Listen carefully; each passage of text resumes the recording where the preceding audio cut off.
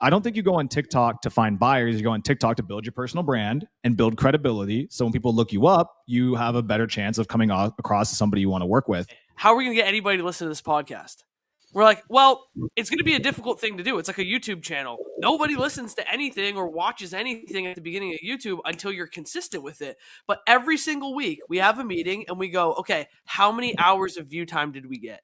And as long as we have more hours of viewership than we had on the previous week, it's that little piece of motivation that helps us to want to continue, because we're like, holy shit, last week, somebody somewhere watched us for an entire day when we weren't doing this, right? And so it's like that little piece of motivation of tracking to continue to move forward. And I think agents don't often do that. They're just like, I'm kind of willy-nilly doing it. I'm not really seeing results, but there is no, 15-minute reflection point that they take on a weekly basis to be like, oh, I actually am moving forward with this a little bit. I should continue. We're hoping to change that with very simple but very informative analytics on realestatecontent.ai, because I think that as a founder or a business operator, you know that you're going to be using Google Analytics or any of the built-in analytics platforms on Facebook or anything like that. But as an agent, you're not using that stuff. And we want to give that information as easily as possible to people, because you will see very quickly, just by posting more consistently, you're going to get an increase in views, social media site visits, traffic, all of that. So that's something we're looking to help with too. That was one of the biggest pieces of feedback from the people that are successful doing it. Nobody in the 1 to 3 range actually asked for this because they didn't know about it.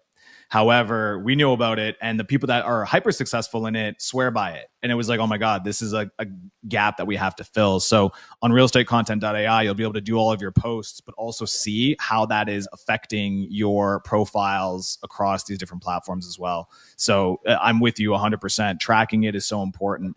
You know what? Like, once again, I always say I'm not a real estate agent, and at the end of the day, I'm a founder who came into the space. But I think that it's been really awesome doing a lot of these talks and talking from the perspective of a founder and trying to be like, listen, like I said before, all of these individuals who are in the real estate game are entrepreneurs, but I think there are a lot of things that these individuals can take from the startup world and start applying it to their business rather than just looking at what every other agent is doing. The agents that are hyper successful are the most entrepreneurial.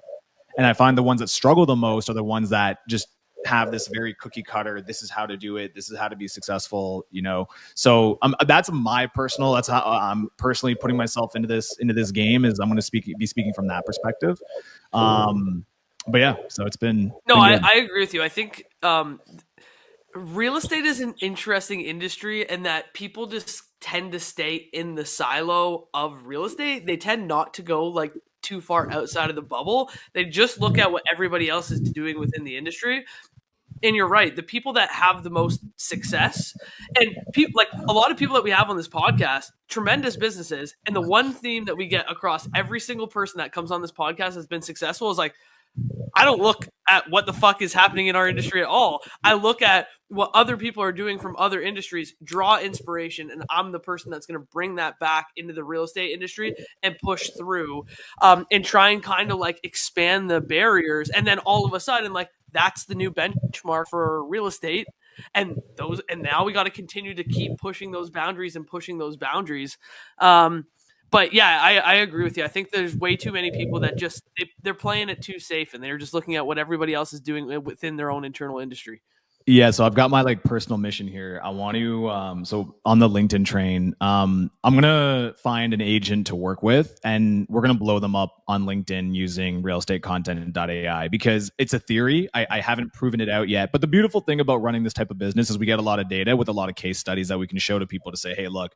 So I'm personally going to try to find an agent to work with to say, hey, look, let's get you on realestatecontent.ai, and we're gonna focus on LinkedIn. Because here's my thesis.